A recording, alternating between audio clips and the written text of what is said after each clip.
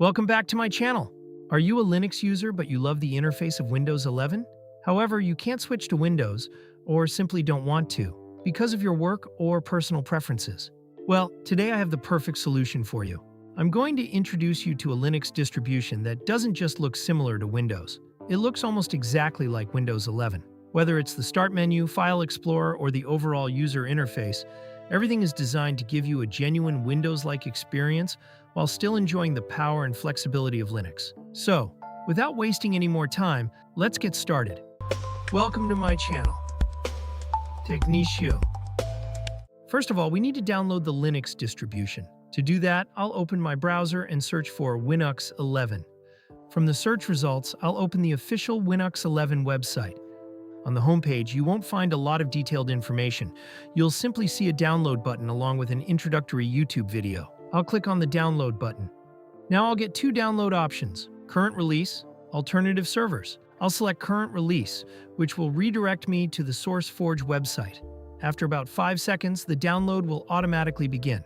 However, I've already downloaded the ISO file, so I'll simply cancel the download. Now I'll open my downloads folder. As you can see, I already have the Winux 11 ISO image downloaded.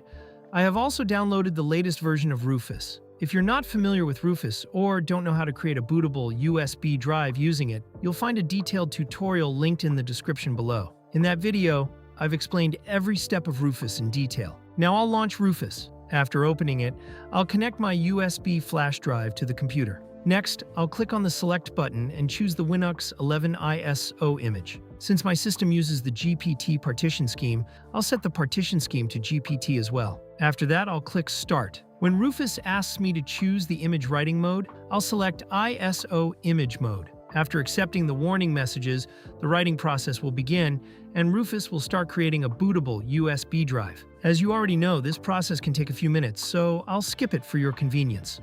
Once the process is complete, I'll close Rufus and restart my computer so I can begin installing Winux 11. During startup, I'll press the boot menu key, usually F12, to access the boot menu. From there, I'll select my USB flash drive as the boot device. After booting from the USB drive, you'll be presented with the option to install Winux 11 on your system. Before starting the installation, let me quickly show you the interface. If I open the Start menu, you'll notice that it looks almost identical to Windows 11. And if I open File Explorer, you may notice a few small differences, but overall the icons, layout, and user experience are heavily inspired by Windows. Now I'll open the Install Winux 11 application to begin the installation. The first thing you'll see is the language selection screen. Before proceeding, however, I'll connect to my Wi-Fi network. Connecting to Wi-Fi in Winux 11 can be a little confusing because the process isn't as straightforward as it is in Windows.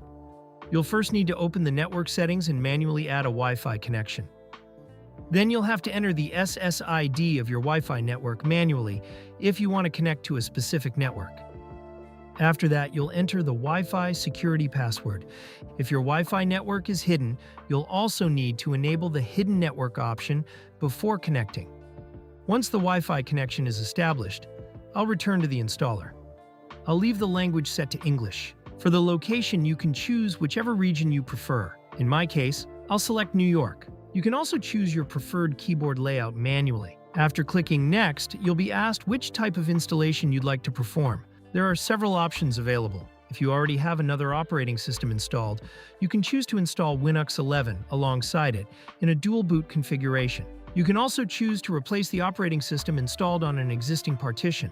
Or if you want a completely fresh installation, you can erase the entire disk and install Winux 11 from scratch. The fourth option is manual partitioning, which allows you to create and configure your partitions manually. However, in this tutorial, I'll choose the Replace Partition option. I'll leave the file system set to ext4, since that's the recommended format for Linux.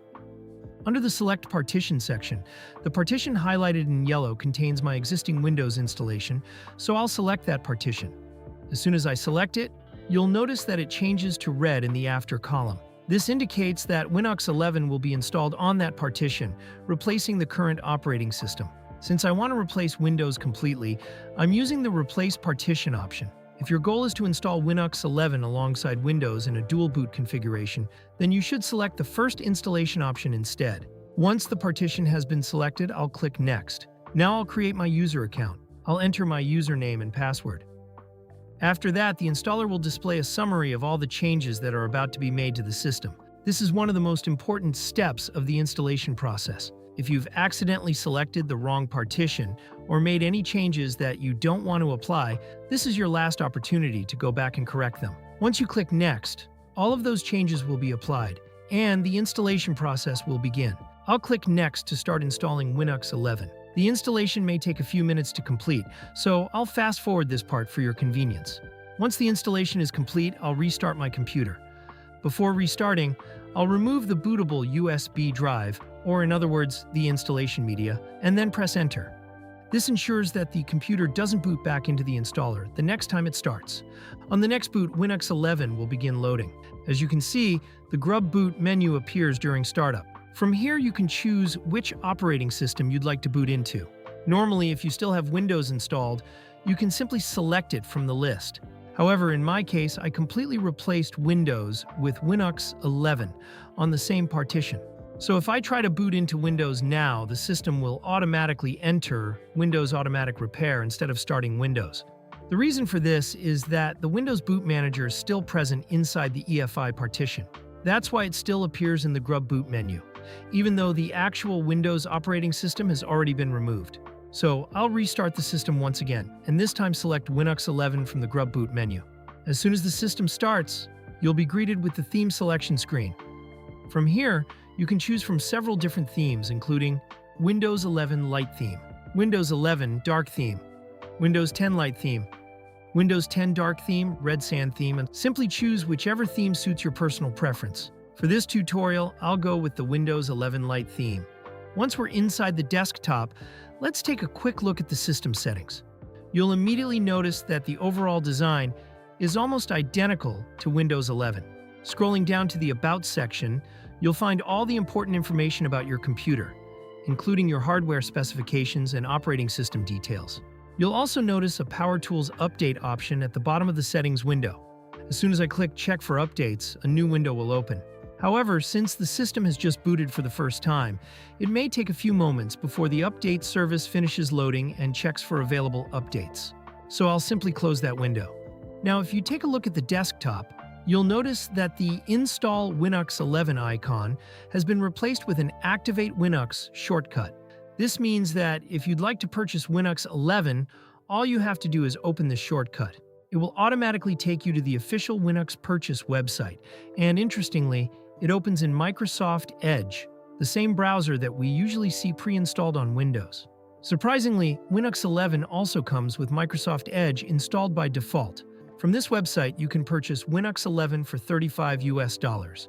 For now, however, I don't plan to purchase it, so I'll simply close the browser. Now, let's open File Explorer.